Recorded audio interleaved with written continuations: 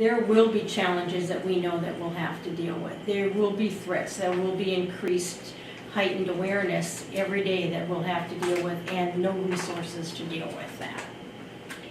There are a lot of levels of everyday life that'll change on this, and not for the positive. Economic-wise, security-wise, just overall health of our community, the mission with the fort that we've grown with and thrived as a community, both of us, then bringing more missions here, primarily in education.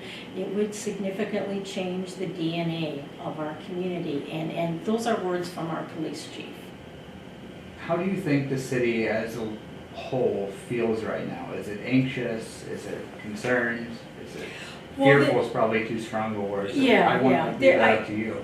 There's concern. I'd say there's concern. There's universal, adamantly opposed. I was at a luncheon today at St. Mary College, and they were doing a Veterans Day recognition on that, and so I'm dealing with a couple of veterans.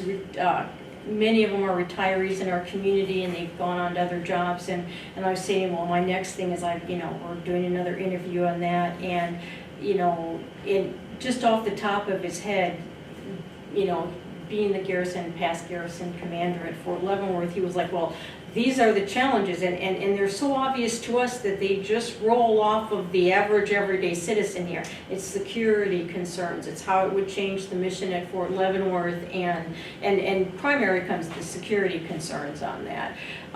Just to be against it, and it's just such a ridiculous notion that this would be considered, that the first thing the Lexington says, well, they shouldn't even consider it because of this reason and that reason, and this, has anybody thought of it? They said yes, and I said we've given all of those reasons on why it's a really bad idea to do this.